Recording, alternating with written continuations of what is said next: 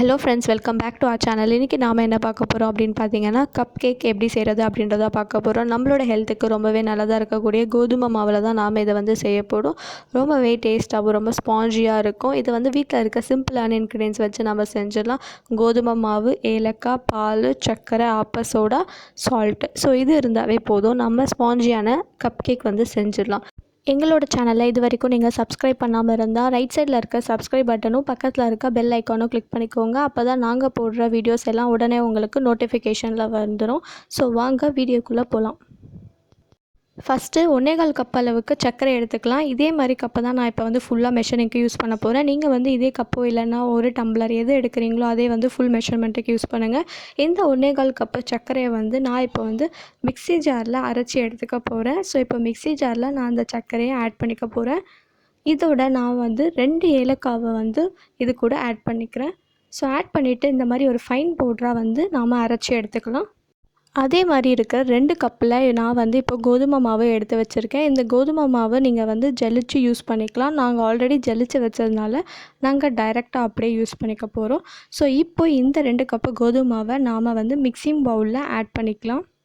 இந்த cup cake வந்து நீங்கள் டீ வைக்கிற அந்த டைம்குள்ளே செஞ்சிடலாம். ரொம்பவே ஸ்வீட்டாகவும் ரொம்ப ஸ்பாஞ்சியாக இருக்கும். குழந்தைங்க எல்லாருமே ரொம்பவே விரும்பி சாப்பிடுவாங்க. கேக் பிகினர்ஸ் கண்டிப்பாக ட்ரை பண்ணி பாருங்கள். அடுத்ததாக நாம் வந்து 1/2 டீஸ்பூன் அளவுக்கு ஆப்ப சோடா ஆட் பண்ணிக்கலாம். அதுக்கு அடுத்ததாக தேவையான அளவுக்கு உப்பு. இப்போது மிக்ஸி ஜாரில் அரைச்சி எடுத்து வச்சுருக்கேன் அந்த சர்க்கரை பவுடரை வந்து நாம் இதில் ஆட் பண்ணிக்கலாம். ஸோ இது எல்லாத்தையும் சேர்த்து நம்ம நல்லா மிக்ஸ் பண்ணி எடுத்துக்கலாம். சர்க்கரை மிக்ஸி ஜாரில் அரைச்சி எடுக்கும் போது உங்களுக்கு சின்ன சின்ன கட்டிகள்லாம் இருக்கும். ஸோ அது நீங்கள் அதை ஜெலிச்சு ஆட் பண்ணாலும் ஃபைனு. அப்படி இல்லைன்னா எப்படியும் நம்ம பால் போட்டு தான் நம்ம மிக்ஸ் பண்ணிக்க போகிறோம். ஸோ அதோடு சேர்த்து நம்ம நல்லா மிக்ஸ் பண்ணும்போது அந்த கட்டிகள்லாம் கரைஞ்சிடும். ஸோ இப்போ நாம் வந்து அதே கப் அளவுக்கு 1.25 கப்பு பாலை வந்து நல்லா காய்ச்சி அதுக்கப்புறம் ஆற வச்சு நான் எடுத்து வச்சுருக்கேன். ஸோ அந்த பாலை நான் இதில் வந்து கொஞ்சம் கொஞ்சமாக இந்த மிக்சிங் பவுலில் ஆட் பண்ணிவிட்டு கட்டியெல்லாம் இல்லாமல் நல்லா ஸ்மூத்தான பேட்டராக நாம் மிக்ஸ் பண்ணி எடுத்து வச்சுக்கலாம்.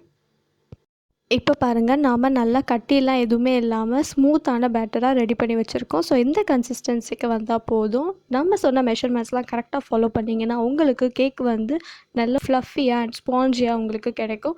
ஸோ நம்ம இப்போ என்ன பண்ண போகிறோம் அப்படின்னா ப்ரீ ஹீட் பண்ண போகிறோம். ஸோ ஸ்டவ் ஆன் பண்ணிவிட்டு குக்கர் வச்சுட்டு அதுக்குள்ளே ஒரு ஸ்டாண்டு வச்சுக்கோங்க. உங்களுக்கு ஸ்டாண்ட் இல்லைன்னா ஏதாச்சும் மூடி கூட திருப்பி வச்சுக்கிட்டு அதுக்கு மேலே இந்த குக்கர் மூடி போட்டு ஒரு 10 மினிட்ஸ் மீடியம் ஃப்ளேமில் ப்ரீ ஹீட் பண்ணிக்கோங்க. ஸோ ப்ரீ ஹீட் பண்ணுற அந்த டைமில் நாம் இப்போ அந்த பேட்டரை வந்து நாம் எந்த கப்பில் செய்ய போகிறோமோ அதில் ஆட் பண்ணிக்கலாம். ஸோ நான் இதில் 3 கப் எடுத்து வச்சுருக்கேன். இதில் வந்து நீங்கள் எண்ணெய் இல்லைன்னா நெய் வந்து ஆட் பண்ணிக்கலாம். நான் இப்போ வந்து நெய் எல்லாத்துலேயுமே 1 ஸ்பூன் ஆட் பண்ணிவிட்டு அந்த கப்பை நல்லா சுற்றி அதை வந்து அப்ளை பண்ணிக்க போகிறேன். ஸோ அப்போ தான் வந்து நம்மளுக்கு கேக் வந்து செஞ்சு எடுத்ததுக்கப்புறமா அதை வந்து ஒட்டாமல் ஈஸியாக நம்மளுக்கு எடுக்க முடியும்.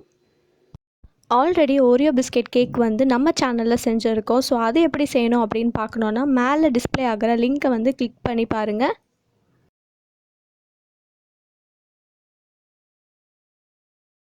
நாம் ரெடி பண்ணி வச்சுருக்க கேக் பேட்டரை இந்த 3 கப்லேயுமே பாதி அளவுக்கு ஆட் பண்ணிக்கலாம். அப்போ தான் நம்மளுக்கு கரெக்டாக இருக்கும். கேக் வந்து உப்பி வரும்போது ரொம்பவே சூப்பராக இருக்கும். ஸோ இந்த மாதிரி 3 கப்லேயும் நான் ஆட் பண்ணி கீழே வந்து ஒரு பிளேட் எடுத்து வச்சுருக்கேன். ஸோ இப்போ நம்மளுக்கு வந்து 10 நிமிஷம் ஆயிடுச்சு. ஸோ ப்ரீ ஹீட் ஆகிருக்கும். ஸோ இப்போ குக்கர் மூடி ரிமூவ் பண்ணிவிட்டு அதுக்கு மேலே வச்சுருக்கேன் அந்த ஸ்டாண்டு மேலே இந்த பிளேட்டை வந்து வச்சிடலாம். ஸோ அதுக்கு மேலே நாம் ரெடி பண்ணி வச்சுருக்கேன் அந்த கப்பை வந்து 3 கப்பையும் வச்சுக்கலாம். நீங்கள் வந்து டம்ளரில் வச்சாலும் ஃபைன் தான். டம்ளர்லேயுமே வந்து ஃபுல்லாக ஊற்றாதீங்க. அது 3/4 அளவுக்கு வந்து இந்த கேக் பேட்டரை வந்து ஆட் பண்ணிக்கோங்க. ஸோ இப்போது நாம் இந்த கப்ஸை வந்து வச்சாச்சு. ஸோ இப்போ வந்து குக்கர் மூடி போட்டுட்டு கரெக்டாக வந்து 15லேருந்து 20 நிமிஷம் மீடியம் ஃப்ளேம்லேயே நல்லா வந்து குக் ஆகட்டும். ஸோ அதுக்கப்புறமா நம்ம ஓப்பன் பண்ணி பார்க்கலாம். ஸோ இப்போ வந்து கரெக்டாக 15 நிமிஷம் ஆயிடுச்சு.